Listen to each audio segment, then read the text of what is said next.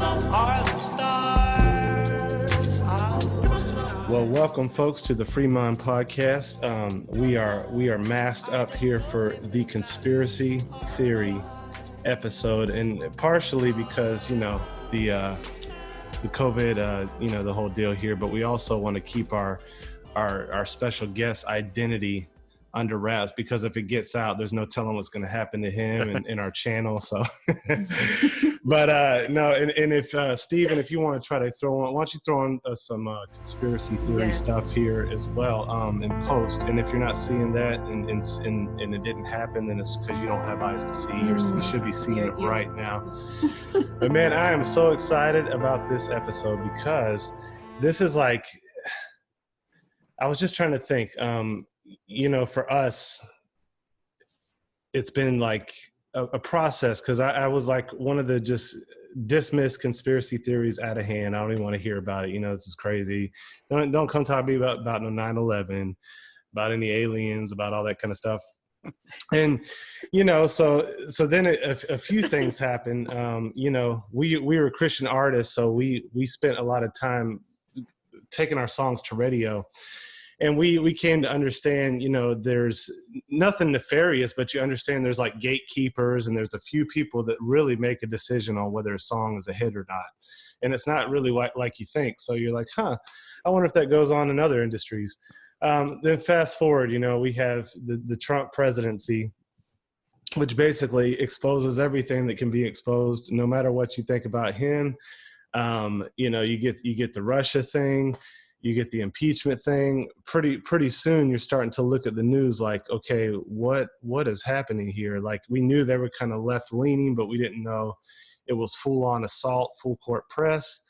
And then you start hearing rumblings of this QAnon thing. Fast forward a little bit, the COVID-19 hits, Plandemic comes out.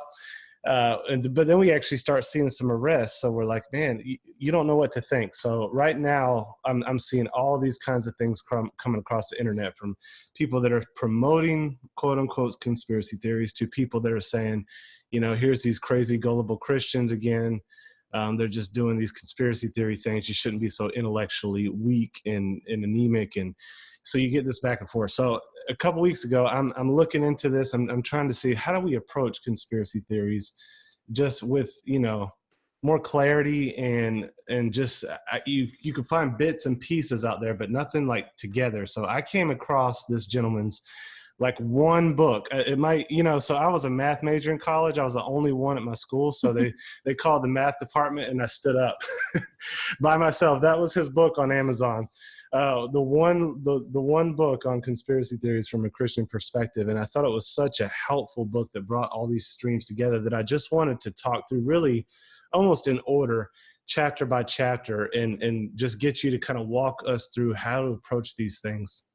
I think it'd be so helpful. And then at the end, you want to stick around for this, because we're going to actually hit him with, okay, what do you think about what do you think about this? What do you think about QAnon? What do you think about Plandemic? Help us. And I'm going to take this mask off because I'm dying. Yes. Yeah, I can't take this anymore either.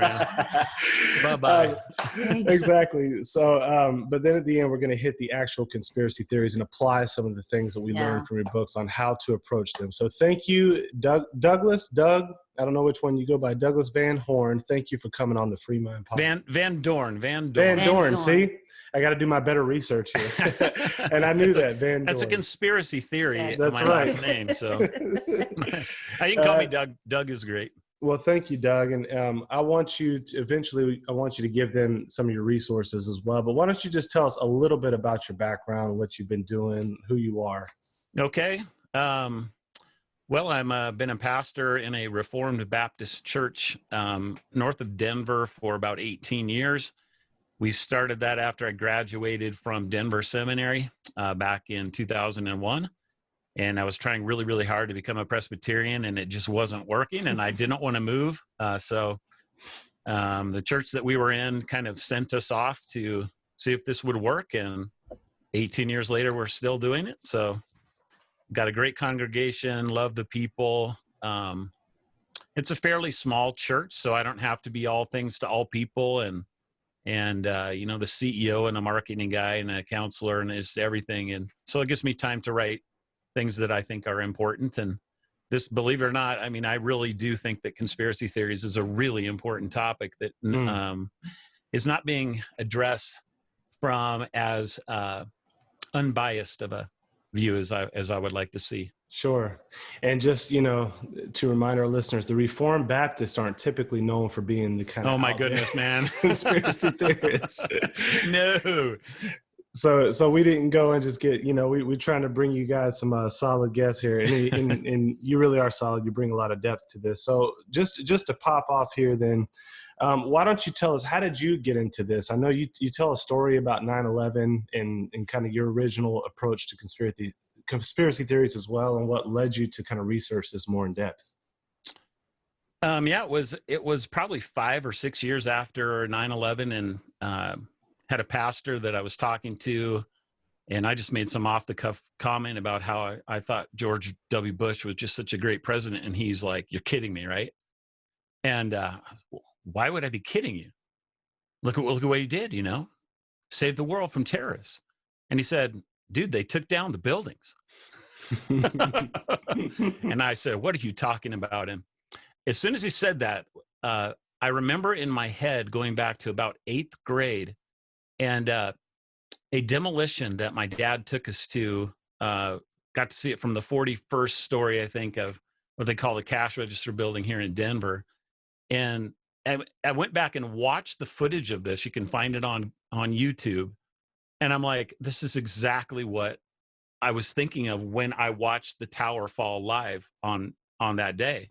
And then, so my thought was somebody just took down the buildings. It wasn't a plane. And then, of course, within hours, they start saying, no, that's not what happened. And it was terrorists. And, the drumbeat of that was so often and so powerful that I just said, yeah, I believe you. Well, here's a pastor that I really respected all of a sudden saying they took down the towers. And so for whatever reason, it just made me question and go, well, what if he was right?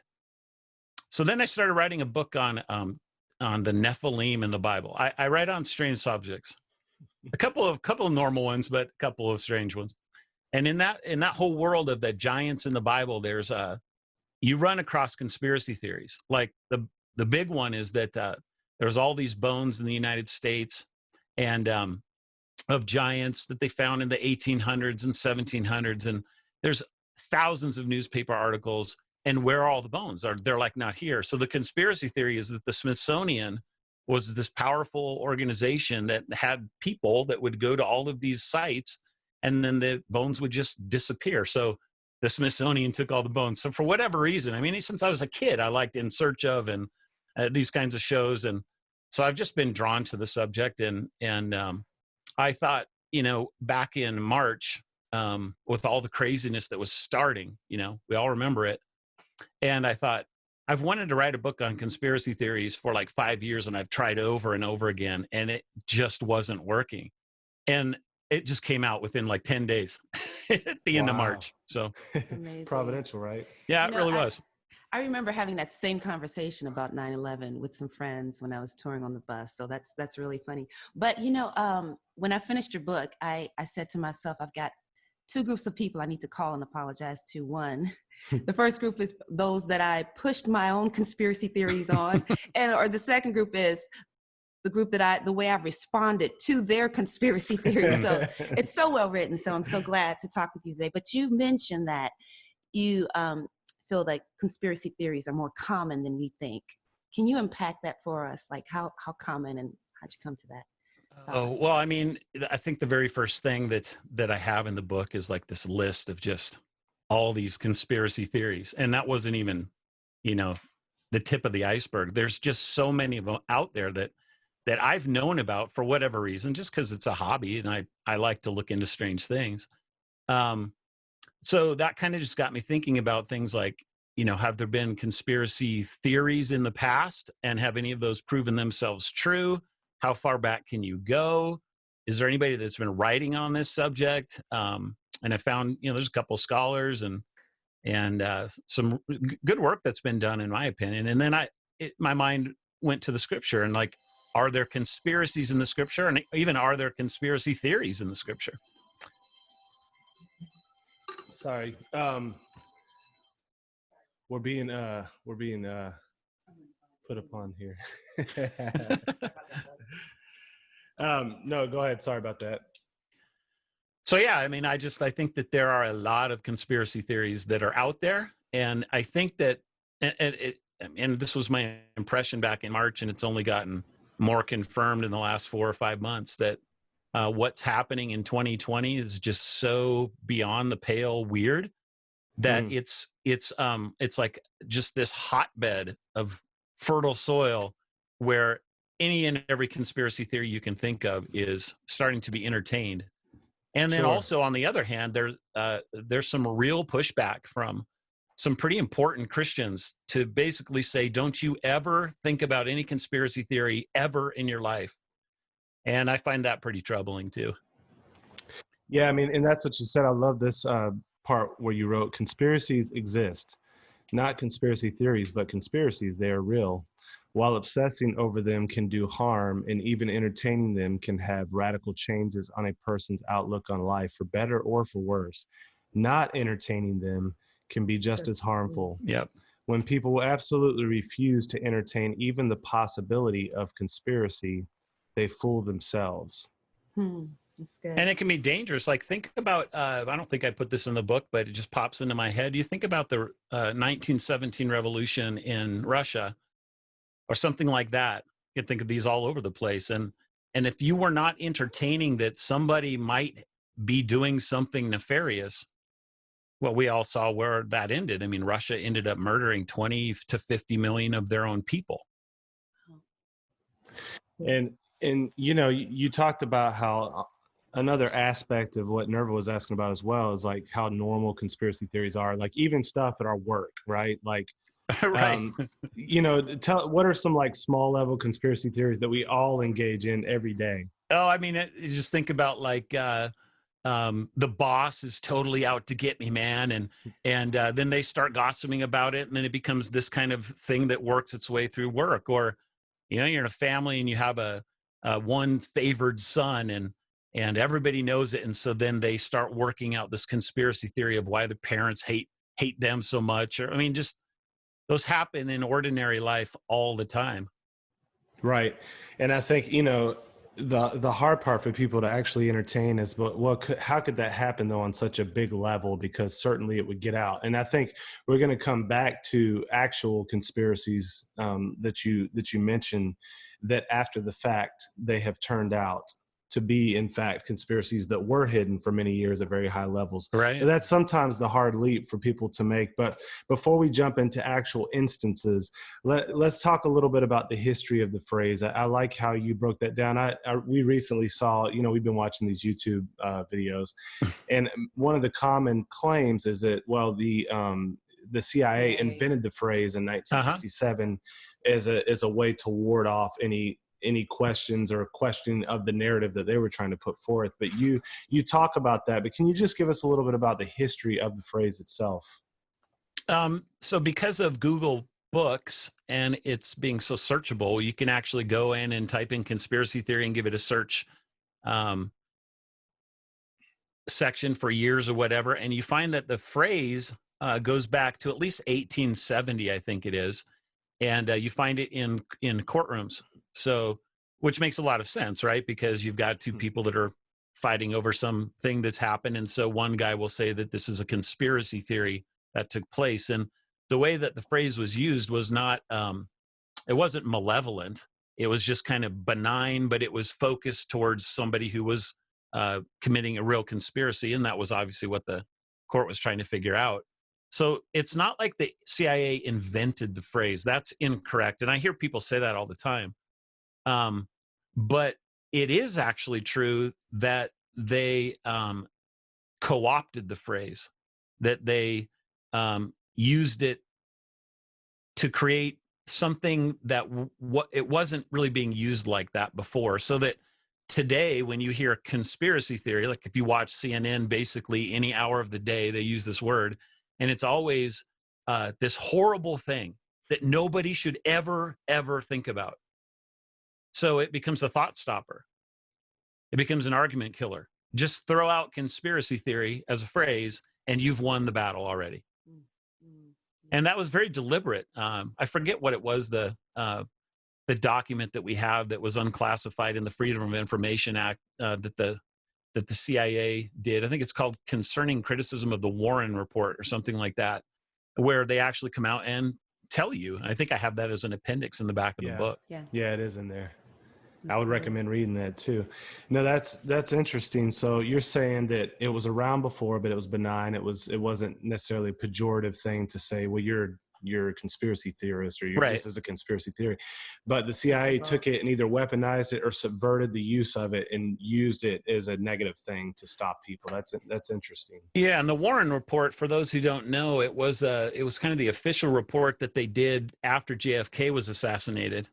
And the whole point of it was to shut up conspiracy theories that were around right after he was assassinated. Like, I mean, people have been doing this with JFK since that day. I asked my dad about it. I'm like, do you remember when this happened? And, oh, yeah, of course, you remember everything about it. And I said, well, did things like seem off to you? And he goes, oh, absolutely. Even as we're watching it unfold on the newscast, things it didn't seem right. But so the government comes out and tells you that this is what happened. They find their patsy and it's all taken care of immediately and end of case. Well, people they weren't thinking that was true. Like, too many things didn't add up. And so the CIA had to kind of find a way to put down the phrase conspiracy theory in order to, what they wanted to do was to stop people thinking about it and disagreeing with what they were saying. Wow.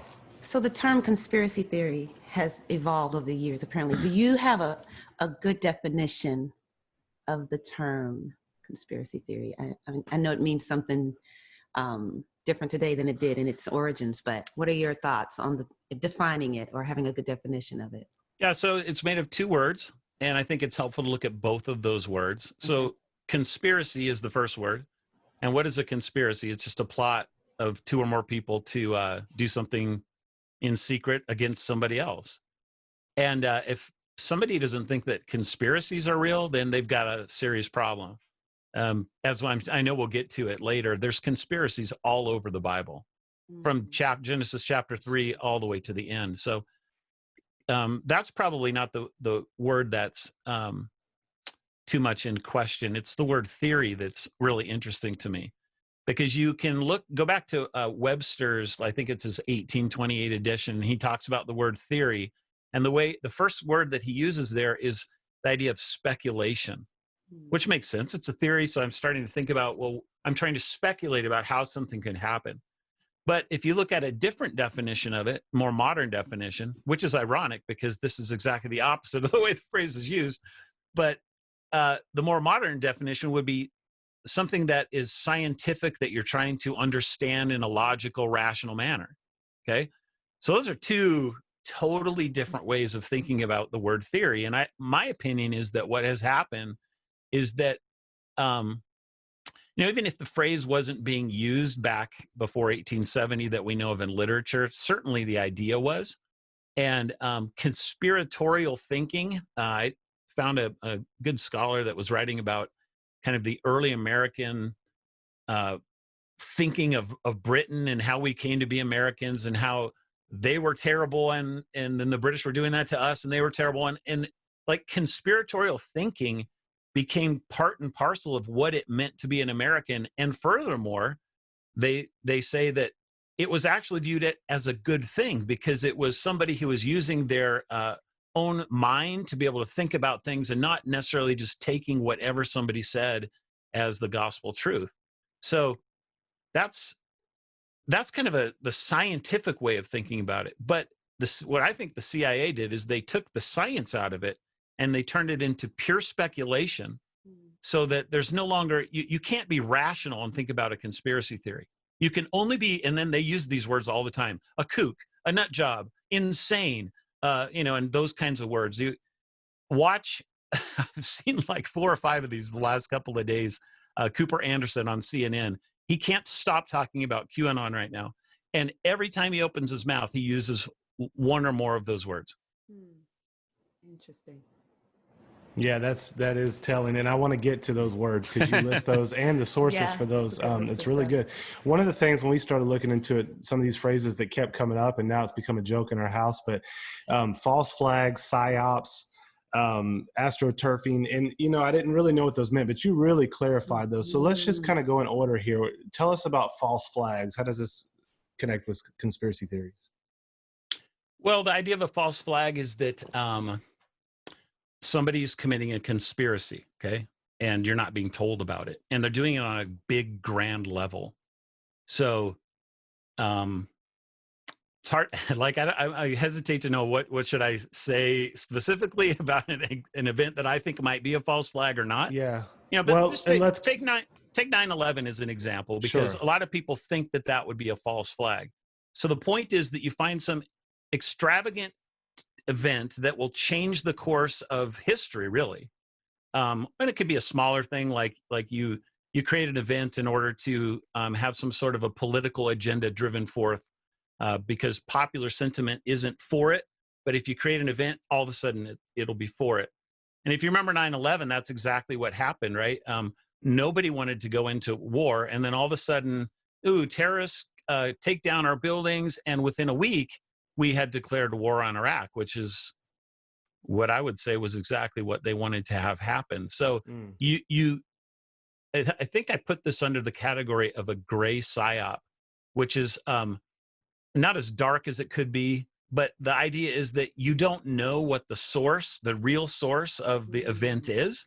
Yeah. And they tell you that it's one thing, but it's actually something else that's going on. So, I mean, this is what governments have been doing these for thousands of years. It's not like this is a crazy conspiracy to think about it. They write about psyops in their own manuals. Right. No, that's true, and that was surprising. That was surprising to see. And just for those who might not know about false flags, where does that even phrase come from? Oh yeah, that comes from pirating. So the pirate would hold up a friendly flag. And then the boats would come towards each other, and all of a sudden then they would take the flag down and they'd put up the Jolly Roger or whatever it was, and you see the skull and crossbones, and it was a false flag. And so that's how the pirates would lure you in, and then they would kill you with the cannons, and then they'd jump aboard your ship and everything else. Right, that's good. And you split those into 3 colors, and you talk about white ops, gray ops, and black ops. That's another thing I heard when I looked up QAnon. I was like, what are they talking about? So, and it's oddly enough in this day and age with the whole anti-racist thing, if you talk about white ops and black ops, they're going to say, well, that's racist language anyways. But what's odd, what's odd about the white ops is that doesn't necessarily mean it's true. And so, but can you give us just a quick understanding of what those terms are?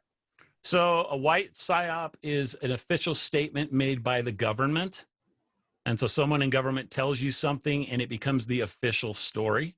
Okay. A gray psyop originates in government, but you don't know what the source actually is. And then I forget what a gray psyop is. The black psyop. One. Black psyop is partially or completely fabricated events made to appear credible to the target audience.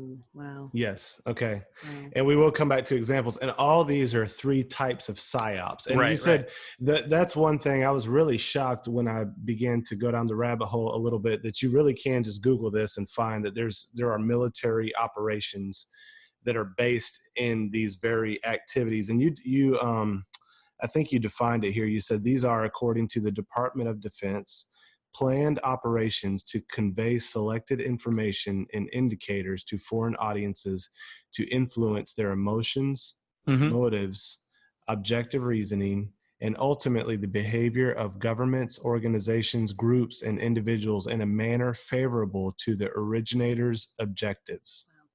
So it could be a positive thing, right? It's like psyops aren't necessarily evil in and of themselves, but put in the hands, it could be used good or bad. Is that am I understanding that properly? So I think that if you're living in a good society, and the idea would be that you would pull a psyop on your enemy country or something like that. But it becomes bad when you start doing psyops and false flags on your own people. Mm. And my opinion is that we're seeing a bit of that unfolding before our eyes right now. No, that's great. Well, maybe this would be a good time then to talk about, what are some examples of these psyops, even historically or even today, that you think, without jumping into, too much of the details? Yeah. So the first one that I talk about, and this comes from a guy named Richard Dolan, by the way. He has like a 12-part series on conspiracy theories, and unfortunately, it's on the Gaia network, so it's like this new agey network. But I think you can get a 7-day free trial from him, and then you don't have to pay him any money. But it's really, really good. He was a Rhodes Scholar until he started getting into the UFO world, and not a Christian guy, but he's absolutely fascinating. And he goes through a lot more than I give here, but he starts off with the burning of Rome and Nero. And so that the story is that Nero wanted to build this huge, massive palace in the middle of the city, and there was no land available. And all of a sudden, this fire breaks out in the exact place that he wanted to build the land. And so almost immediately, people started saying that that the fire was started by Nero himself. So this goes on for a little while, and all of a sudden he needs a patsy. And so he figures, there's a group of people that I think we can say did it, and it turns out being Christians. And so this becomes kind of a precursor to some of the major persecutions that were taking place against Christians right before Jerusalem was destroyed. Possibly, my thought is that Peter himself could have been killed in one of those. So, now, bad deal. And we don't know 100% that Nero's the one that started it, but we're pretty sure that Nero's the one that started it. So it would be a false flag, right? He's blaming a different group for something that he did, and he got what he wanted. Wow. On that note, let's talk about conspiracies in the Bible. Can you touch on some of those that you talked about in your book? Oh, sure. Yeah. So the first time the word conspiracy is used in the Bible is in the story of Joseph and his brothers, when he's thrown into the pit, and because they can't stand him. And there's one of your little conspiracies right there, right? Dad likes this kid more than all of us. Yes. So what do? They conspire against him to kill him. And then if it wasn't for Reuben, the oldest son, saying, no, let's just hand him over to slavery, they would have killed him. So they conspired to kill him. And one of the things I think is interesting is to take a story like that. And so there's one son that wasn't in on it, and it was Benjamin, Joseph's younger brother. And imagine being Benjamin, and you find out that your brother's alive, and then going to tell your dad. Oh, yeah. Okay, so what would Jacob say? He'd be like, I don't want to hear any of that conspiracy theory thinking. He's dead. Oh, Isn't that what he would do? Yeah. So true. Yeah, man. So that's kind of the power of the way that a phrase could be used to hide something that was actually true. He really wasn't dead, but that's not what Jacob thought. And he it's like, how did he finally come to figure out that his son wasn't dead? Like, he didn't believe it. It takes a couple of years for this all to unfold, with the brothers going back and forth to Egypt. Yeah. Then he finally says, okay, I guess I believe you now. I'll go down there too. Wow. That's the power of needing to have your mind awakened to something that's actually true, and how hard it is. Amazing. It's, what's that quote I read that said, it's easier to fool someone than to convince someone that they've been fooled and try to change their mind from that. So powerful. Amazing. Yeah, for sure. Well, and you in your chapter on that, and I just want to encourage anybody to grab the book. We're just kind of touching each point. It's totally worth it. But you have a whole chapter on conspiracies in the Bible, and you go through different examples and talk about even the crucifixion. The leaders had conspired. But jumping into, you mentioned a couple people as you begin to, I guess, lay out how we can evaluate conspiracies. You talk about a lady named Cheryl Atkinson, I believe, who was a 5-time Emmy Award winner. and recipient for outstanding journalism with CBS News. And, you know, I guess I'm assuming it's a she, right? Yeah, it is. Right? Yeah. And she said, you know, she asked questions like, man, what would you do if you discovered everything you thought was true was false, and a carefully constructive narrative by unseen special interests designed to manipulate your opinion, a Truman Show-esque alternate reality all around you. And she goes on to talk about the power of propaganda in the news from firsthand experience. Will you just maybe briefly tell us what are some of the, I guess, what is propaganda, and what are some of the items she says to be on the lookout for in discovering, like when you can kind of know, okay, there's a good reason to think I might be being propagandized in this moment. Yeah. So, well, propaganda is a way, it's kind of like a false flag. It's a lie that you're being told from an official source about something that's happening when it's not, or somebody did something when they didn't. So it's it's fooling you through the medium of whatever communication medium it happens to be, newspapers. It's funny, there's a quote I found about Thomas Jefferson. Thomas Jefferson talking about how a person would know more about reality if he stopped reading today's newspapers than if he reads them. Like that's forever ago, right? So it could be our newscasts, it could be the newspapers we read, it could be censorship going on and our social media platforms. I was actually destroyed by Facebook last week, 13 years, and with no warning, no reason, no justification. I was just gone. Really? Yep. Wow.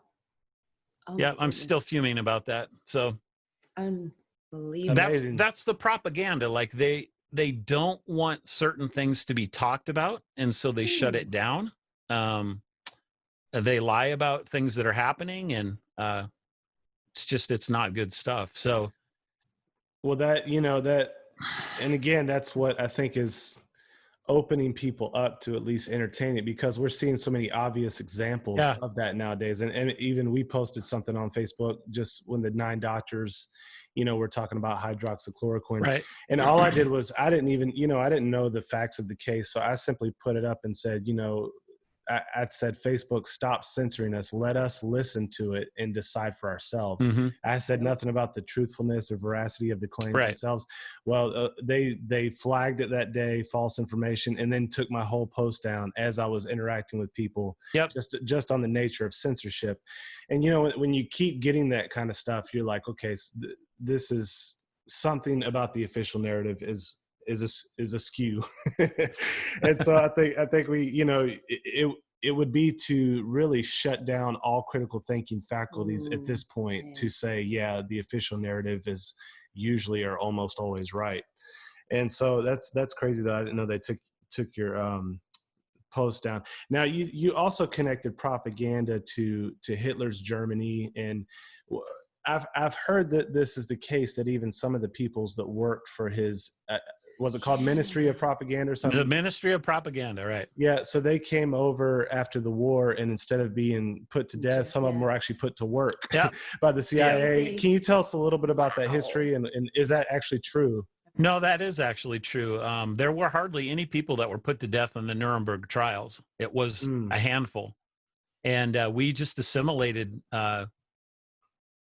a lot of Nazis into every level of our society because they knew so much about, science and the bomb and the things that they were working on with genetics and all this just all sorts of things. And so this is an incredibly important thing that happened to our country that nobody knows about. And I tend to think that it was kind of when we really got off the rails as a country. So it would be back in the late 40s and the 50s. Wow. Interesting. And some of them that were trained in PsyOps, did they help develop some of the programs over here in that way? Oh, yeah, absolutely. Yeah. Interesting. Okay. Well, here, and you get into a section, and as soon as I saw the title of this, Coherence and Correspondence, it rung a bell with me, because I was thinking, as I was reading your book, because I'm halfway through a master's in science at Biola. I've been halfway through it for like 10 years, so I'm doing the slow route to finishing up here. But anyways, I was reminded from my class in epistemology, that the two ways, two theories of truth is coherence and correspondence. And basically the whole process that we were learning about in this book is just, it's really the scientific method. So you're taking, comparative theories that are trying to explain the same data subset, and you're comparing plausibility between each, and you can bring all sorts of things to bear, but it basically funnels down to coherence as a necessary but not sufficient condition for truth, and then correspondence, and then the best explanation of those data. And so in that sense, I think conspiracy theories done rightly can just be another application of the scientific method. But can you maybe say something about coherence and correspondence and falsifiability with regard to conspiracy theories? Yeah, so you want, the whole point of this part of it was to kind of use the word theory in that scientific way instead of in the speculative way. So can a Christian actually think about conspiracy theories in a way that's meaningful and helpful instead of just getting stuck in, I've read something and now my mind just wants to go in a million different directions. So I kind of just thought about those, the theories of truth and what is coherence? Well, it's the idea that that all of the facts make sense together. Okay, that should seem pretty obvious. Like you don't want a conspiracy theory that's just got a million holes in it. Why would anybody want to hold to that? So I think that a lot of conspiracy theories, even that aren't true, probably have a pretty high degree of coherence. The problem is with a coherence theory of truth is that it can end up being a circular argument, and it can be a really complicated one. So A points to B, and B points to C, and C points to D, and D points to E, and it just goes all the way around. But at some point, Z goes back to A, and there's not actually any correspondence to reality. It's just, if you've ever seen the movie Conspiracy Theory with Mel Gibson, there's kind of a lot of this going on in his head. He's just pulling from every conspiracy theory he can think of, all the things that kind of make sense in his head. So it's important that it's coherent, but you need to have actual correspondence with reality. It needs to actually be true. And this is where doing just work on looking up Freedom of Information Act stuff can be helpful. If you're looking into some sort of a government conspiracy, what kind of facts can we actually learn that is out there that they've told us about?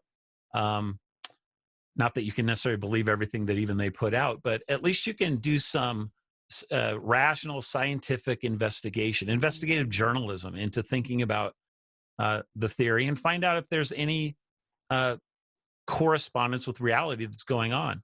Like the Pizzagate thing is a really interesting one for people that don't know about this. It's the idea that, and they're mocking it for big time right now in the mainstream media, but it's the idea that Hillary Clinton and John Podesta and his brother and the Obamas were probably, if we say too much, we'll get this thing taken down on YouTube. You might want to actually cut this out, honestly. Oh, wow. But yeah, if you want to keep it up, take out those names. So the Pizzagate thing is the idea that, or maybe I should not even say that, just the pizza thing, right? Like, it's sad that we have to talk about this, but that gets back to the censorship and the propaganda. But it's just this idea that people are using code words that were taking place in emails to traffic children and to do even worse things than that. And you can look into this, and it's not hard to find, for example, the artwork that's in the Podesta home that's just incredibly disturbing stuff that you go, this is real. That's a real thing. It's not somebody making it up. And then you start asking, well, what would cause a person to have art like that? And you just go off on that. So it's just kind of investigating into something to see if it's plausible in the real world. And then falsifiability was kind of the last main one that I talked about. And I thought about that because of what's going on with Q right now.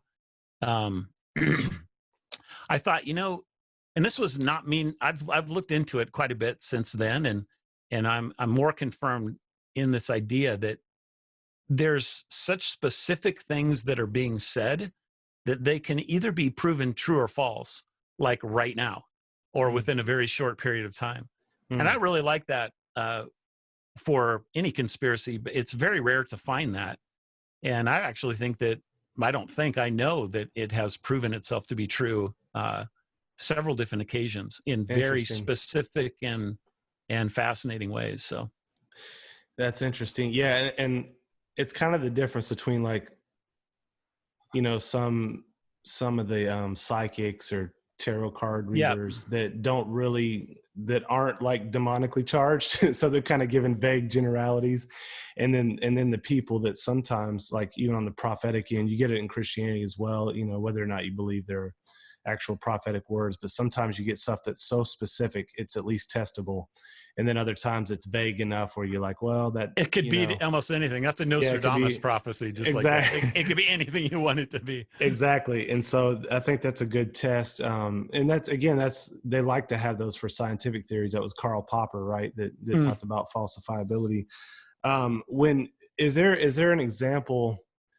Because I think what gets people sometimes is with any conspiracy theory, you're going to have like some correspondence, or it usually doesn't get off the ground. Right. But in some cases, you get really low level correspondence. Like, you know, the fact basis is really thin. Yeah. And then the speculation around it is huge. And then in other cases, like the pizza thing, there actually is, you know, there's a whole spectrum of facts, from artwork to language use to journalists that are getting fired over it, to all this kind of stuff that can be formed where the picture is not so much broader than the actual fact basis. How do you help people navigate through that so they're not just kind of wildly leaping to conclusions on threadbare evidence? In some ways, this question gets really to the last chapter, I think, and just what conspiracy theories can do to you, and what not believing in conspiracy theories can also do to you. But you're really focusing on the first one. And my thought is that if something has just a little bit of correspondence that you can prove, and there's a ton of speculation, and you've looked into it, and you're not just speaking as somebody who's ignorant and knows nothing about what they're talking about, that's like a really key thing, then you shouldn't hold to it very, very strongly at all. Like, you should be willing to say, oh, I don't really care if this is true or not, instead of getting so wrapped up in the thing that it ends up damaging you. That's good. So, you know, rather than just like maybe posting stuff right away on Facebook, you know, if you look into it a little bit, you say, you know, hey, this is plausible. It has some stuff going for it. Just maybe being nuanced as Christians instead of just kind of wholeheartedly latching on day one. Right. We don't want to be seen as people like this is a legitimate concern that I've read with some of these people trashing conspiracy theories. It is true that you don't want to be gullible, and you don't want to be showing the world that like you're obsessed about these things that aren't even provable at all. They're not falsifiable. We know almost nothing that corresponds to reality. That's not the way Christians should behave, not only in public, but with their families and with their own individual selves when they're in their own minds thinking about things. Like, it's not healthy. So good. That's good. One of the things you talk about in your book is astroturfing. Can you explain what that is and how that relates to this topic? How do we identify it too? How do we find it? So this is in Cheryl Atkinson's. I highly recommend this. I posted it like 100 times on my Facebook that no longer exists. Jeez Louise. So Cheryl Atkinson, and it's called Astroturfing, and it's a TEDx talk. Okay. So it's only like 15 minutes long, and it's just excellent. By the way, she interviewed the president just like 2 months ago. So she's really a big league investigative journalist. Okay. But she talks about how astroturfing is like this. They make you think that it's grassroots movement, but it's not grassroots. It's a perversion of grassroots.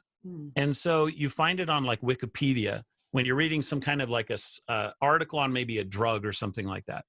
Okay. And then it'll give you all these facts. Well, Wikipedia can be edited by just about anybody theoretically, but these pages, you couldn't go on there and do anything with it. Like, it's off limits.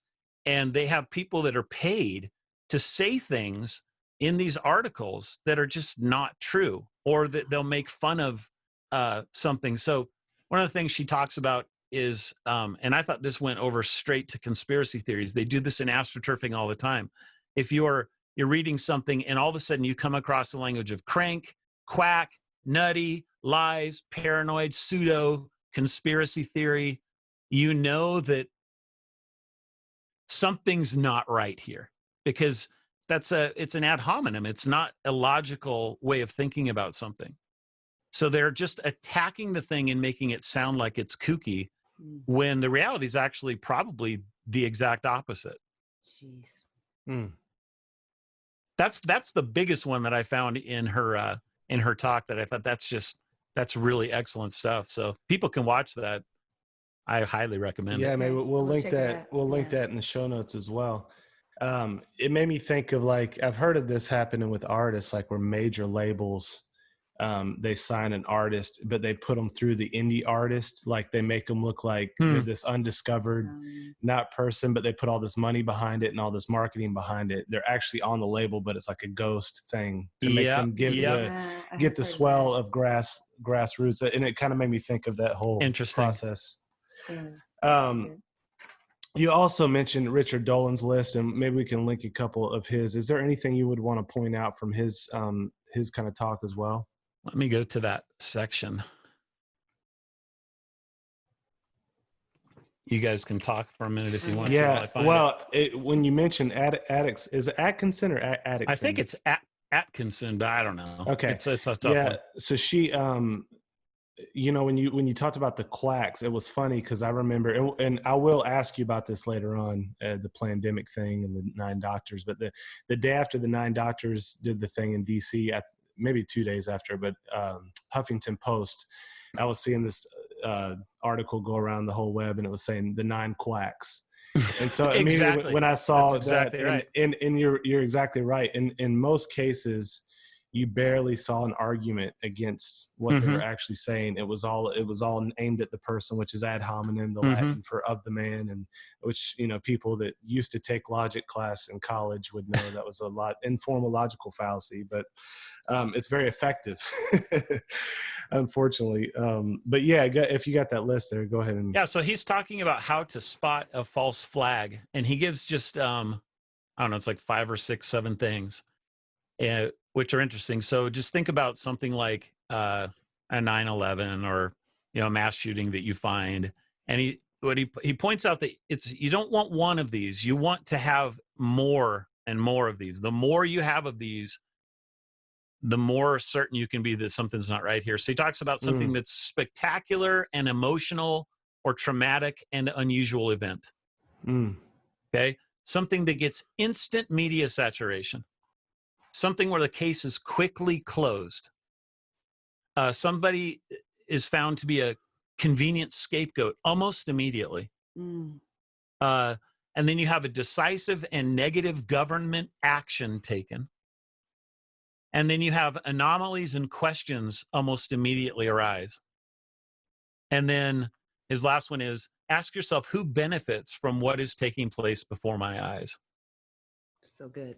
Yeah, it's really fascinating, because not many people are thinking about, well, how could I think rationally about a false flag? You know, they just either dismiss them as all that's impossible, or everything's a false flag. Right. And then they go off into speculation and things that might be coherent, but that might be it. Yep, that's so good. Did you have something, Dave? Yeah, I think in your book you touched on how sometimes people enjoy diving into conspiracy theories to kind of imagine, just kind of take control of issues going on in our day, managing it. And you also give caution to how not to be swept away. I mean, it could bring anxiety. We don't want to be that guy. We don't want to be that guy. And also in the age of lots of mental health and anxiety, and it can get really dark really quick. I know when I've had too much of this kind of stuff, you know, and I need to take a break, but you really give great counsel on how not to let it take over. You can touch on that too a little bit. So I'm just thinking about where I put this in the book, and it was right after Dolan, but it's actually right before talking about what you're bringing up, and it's this idea of neutrality. And it's what you just said, Seth, that reminded me of it, that when you're looking at something that claims to be neutral, but it obviously isn't, there's some sort of like either self-deception going on there or a deception towards me going on there. And I've always found it interesting that there's a certain group of people that will just come out and admit, yeah, this is what I am, and this is what I believe, and I'm not ashamed of it. And there's other people that come out there and they try and say, I'm neutral about everything. I don't have any agenda. I don't have any biases. Like, you need to be self-conscious about what it is that you believe, and you need to not be embarrassed about it, because I think that part of what happens when people get wrapped up in these things, or when they don't consider them at all, is that they're being deceived in their own minds about their own prejudices that they might have for or against a thing. So this is like something that starts before you even recognize it. Wow. So good. So I think it's important to recognize that people aren't neutral. The sites that you're looking at aren't neutral. There's this, I don't know if you've seen this meme. It talks about all these news organizations, and then it talks about which ones are neutral and which ones are right-wing. It's ridiculous. Like, it's crazy. First of all, who made this up? Right. And what possible world could you say that these things are neutral? And it's wow, like that's self-deception. Yeah, and I know you're going to get to answering nervous psychology question too in just a minute, but before we even get there, while we're on this myth of neutrality, I think that's so key, because that to me is the most deceptive part of the mainstream media, is that they often feign this neutrality, and they write off these alternative news sources. That often these alternative news sources, they'll say right out, we're conservative news That's source. exactly what it is. Like, it's crazy because they get away with it because we're neutral, but everybody knows that they're right wing because they admit it. And so that somehow gives them a pass. And I saw that same map that you were referencing, because a friend brought it to me, like, authentically, like, look at this, because this will give you a good list. And I literally laughed out loud. Yeah, I know. It wasn't a mental LOL. I was like, you need to leave the names, take the chart, and move it like 6 inches, and you'll have it about right. And I just think, that is. Man, that's such a false flag that I see these days, is people trying to pretend neutrality on these issues rather than just, and I'm thinking of, like, I don't know if I grew up, playing sports, and sometimes, you had somebody's uncle that was the umpire of the game and on the other team. And, that's fine if the uncle knew, like, if they were like, I'm partial to my nephew's team, but because I'm honest, I'm going to intentionally not shade toward my nephew. In fact, if anything, I'm going to err on the other side. Like, you get those people, and that's the people that you feel like, okay, you can begin to trust them, because they're so aware of their bias that they try to, if anything, shade toward the other side and call even balls and strikes. And that's why, I think it's such an important thing to realize who those people are. But sorry, you can get back to answering. Well, you're bringing up the idea of a conflict of interest, right? And I bring that up, I think, earlier in the book, where there's some real problems that are going on with our media when they're hiring people that worked for the CIA or the FBI or, name it, as both commentators or journalists, or these special guys that come on and they're the experts. Like, there's such a massive conflict of interest there, and people didn't even know who these people are, and so they just kind of take them, oh, he must be famous and know what he's talking about, and it's exactly what we're talking about. And then when you feign the neutrality on top of it, you can get away with almost anything. Well, that and you mentioned, I think it was Operation Mockingbird. Where they did that intentionally. Was it in the 60s or something like that, 50s and 60s? Well, I think it's still ongoing. Right. It came out in the 70s, and they were doing it probably between the late 40s all the way into the early 70s, at least as far as what we officially know. And then also, I have seen videos where it said the CIA intentionally, planted higher level people at Disney and all these kind of high level media corporations to even begin, like, gray ops, to form people's way of thinking. And they did this, and it's not like this isn't a conspiracy theory. This is coming from their own documents, their own people testifying to Congress. And so all you have to do is go back and read the transcripts or watch the things, or look up Man. the information that we have. It's Interesting. and people just don't do that. They're lazy about it. Right. Right. Stuff. It's much easier to watch, the next Netflix series. But yeah, so back to Nervous Question, not becoming that guy, Yeah. not getting pulled into the rabbit hole. What are some things, especially as Christians, you think we can do to stay mentally healthy as we do entertain some of these things? I think it's important. Like, this is really why I wanted to write the book. So I started thinking about the fruit of the Spirit, patience and love and kindness and gentleness and self-control.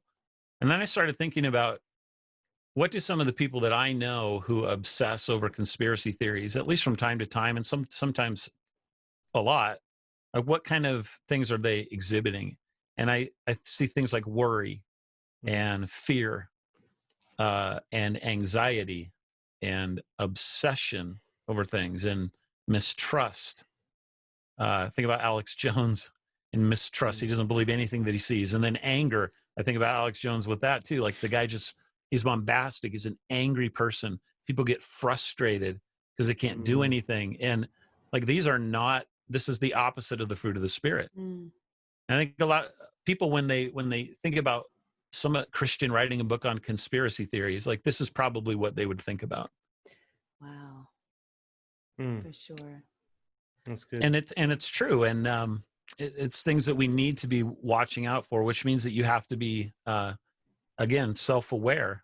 What's this doing to me right now? And if you find yourself at that place where you need to step away, step back, get out of the world of conspiracy theories and go ride your bike and go climb a mountain and do whatever you need to do. Yes. See the view. So good. I thought that was really helpful too. You put it back in perspective to say, we as Christians, we have the comfort of knowing God is on his throne, and we really have to make that practical, that at the end of the day, we can trust that he's going to bring, no matter what conspiracies actually go through, he's going to bring it about for good of those who love him, called according to his purpose. And I like that practical element. I think that day, even after I read the book, I went out and just did something for fun. So That's true. The book was too much for you. Yeah, man, it's just too much. Couldn't handle it. But yeah, go ahead. Yeah. On the other hand, and this is what I wanted to add to the book. So this is what I think you'll see Christians talking about in their pieces on the internet that have been coming out. They'll at least bring that kind of a thing up. But what they're not talking about is what can not thinking about conspiracy theories do to you. Yeah. And there's some things there that I think are pretty important. I've noticed a real condescension in people that refuse to entertain conspiracy theories, or that get mad that anybody would dare to think about this one. And it's a smugness. It's a I'm better than you are. And that's pride. That's not a good thing that it's creating in your heart. And maybe the reason is because deep down that there are conspiracies, and you might even know that something is really wacky right now. And for whatever reason, you've just settled on the fact that no, Christian can't talk about this. We can't think about this. And another thing is that there are a lot of Christians that are thinking about this subject right now. And that I know personally, because I'm one of the few people I know that has come out and even talked about it. I get letters all the time saying, thank you for at least saying something. I feel like I'm not alone. And when you got people in churches and they feel like they can't talk to their pastor about these kinds of things, that's not good. Amazing. And to just be slammed and put down, and how dare you think about this? And you need to just go read your Bible, that kind of stuff. It's very, very harmful to people's souls. Wow, powerful. On a personal level, how do you handle, you have so much knowledge into this topic. And so if you come across information, how do you just kind of hold back until you're in relationship and there's a safe environment to talk about things? How do you let wisdom guide you through? You tell some, you keep some. How do you are you led of the Spirit on that? Or give us some advice on how Yeah, listen To to share what or not share. listen to the spirit, but also use wisdom. So Use like if wisdom. it's a brand new thing that you haven't thought about before. I actually tried to do this with Q in the book. So I wanted to use it as a working kind of a analogy of what's going on, and I was aware of Q back in 2017 when it first came out, and I looked into it for like a week or two, and then I thought, I can't possibly do this anymore. It's so deep and so crazy, and it's so time consuming. I just said, forget about it, and let it go. And then I decided I wanted to kind of come back to it and see what's going on as I wrote the book. So my thought was, I don't want to write about that kind of a thing knowing almost nothing about it. Like Okay. that wouldn't make sense. Come across, and I'm not an expert in it. And then I wanted to make the book kind of timeless. So if Q turned out to be real, the book would still stand up. And if Q turned out to be not real, the book would still stand up. And so you got to use wisdom when you're thinking about a conspiracy theory. If you've never heard about it before, if you're really new to it, just keep it to yourself, do your research, and watch out what's happening in your soul as you do it. And at some point in time, things, when they get to the point where I think that, like, take the doctors, okay? These are doctors. This is their area of expertise. They know what HCQ does. They know what it's done for 65 years. And they see that people are dying needlessly. And they know full well that it's being called a conspiracy theory. And I don't think any of them knew what would happen to them. But they took the risk, and they said, I need to say something because it's not right. Not only is it not right, but it's hurting people. And it's something we're all going to have to be facing more and more in the coming days, unfortunately. Yeah, and so just to kind of revisit the end of what you said, not even being open to entertaining these. Can you give us a couple practical, like what are some things that could happen to Christians? Is it just that we misrepresent things, or could it? Is it more Sure, like than that even? what I've seen happen with Q lately from some very well-known evangelicals that have large followings is they're talking about things that they know nothing about, and it's obvious to anybody who knows something about it. And then they start slandering, and they start doing the kind of some of the things that I was talking about, like to people that are in it. They're saying things that are not true. It's interesting because some other guys were coming out saying that it's the people who are getting into conspiracy theories that slander people, because if it's not true, then you end up slandering somebody, saying something about them that's not true. I totally think that that's legitimate, but it can work the opposite way too. Wow. If this thing is true and you're saying things about it that are a lie, that's not a good thing. So I've been actually really troubled by the way that Christians have been handling really most of 2020, from Q to the plague to the rioting. We're not doing a good job of being balanced in how we're discussing these things.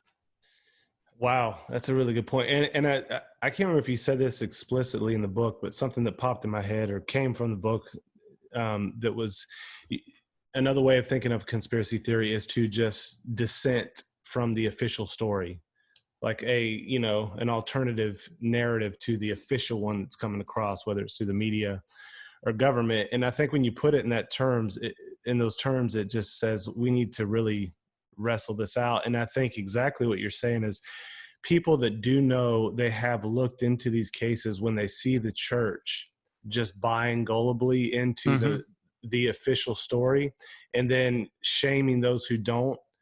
It really, I think for non-Christians, it becomes another reason to not trust Christians. Absolutely. And for Christians, it becomes a reason to say, man, I don't know that I can be part of this church. Like it just, if they're missing it this bad on this obvious thing that only takes 2 weeks of study, then maybe they're getting the whole cosmic story wrong. Go ahead. I'll give you a good example. Church that some friends of mine were visiting, and the church had a meeting over masks and how they're going to deal with coming back to church now.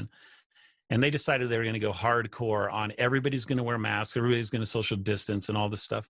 And one guy got up, and apparently he was really gentle and nice and respectful to his elders. And he just said, I just want you to know that some of us don't agree with this. And is this something that you guys could rethink and take into consideration, some of us? And their immediate answer was just to put him down. No, we will not. And don't ever bring something like that up again. So yeah, it's exactly what you're talking about. You know, I don't know if you want to end this part of the discussion or not yet, but yeah, we can end this part before we jump into the. I think this is a good segue, because the way that I end the book is I get frustrated. Like, the Bible says that we're all sinful. Yeah. We're all evil. Every one of us. There's no one good, no, not one. And if that's what it tells us about ourselves, and then we're not willing to entertain even the idea that conspiracy theories could be true, how is that meshing with your view that you yourself are evil? And, you know, at the end of the day, the Lord Jesus died on the cross because we all had our part to play in his death. We all conspire against him all the time. Every day of our life, we sin against him. And that's a conspiracy against the God of the universe that I commit every single time that I sin. And if he did that so that I could have life, as horrible of a person as I am, why is it that we as Christians have, in some circles, have become so cynical to the idea that there are real conspiracies that are in this world that mean us harm, and that we are not allowed to talk about those things? There's just a massive disconnect going on. And I think that it starts in some ways with the individual not internalizing what they've done to God. Wow. Wow. That's an interesting take. Well, thank you so much for, and like I said, you have a podcast as well, right? Oh, we haven't done anything with the Paranormal podcast for a while. I just started one on the Angel of the Lord. I just finished a book with a buddy on that, and I might end up doing a podcast. Somebody's asked me to do one on a few things on giants in the Bible. Haven't decided, but got a book on that. So yes, and I'm actually reading that one right now, and we're going to bring you back at some point to talk about that, because it's really interesting as well. We've been talking about Michael Heiser for a while, and I know you have done some work with him. And yep. So, can you tell them real quick how they can find that, and then what's the best way to buy your books? Do you like them to buy it from your website or Amazon, or? They're all on Amazon. So Amazon does print on demand. So you just go through Amazon, and I don't get any money if you go to I haven't set it up to go to my website to get anything extra. So you just go to Amazon, look up, I got a dozen books or something that are up there. And very cool. They're on all kinds of different topics. Some of them, like I said, are very normal. I did a thing on covenant theology and a thing on the solas of the Reformation. So it's not all crazy stuff.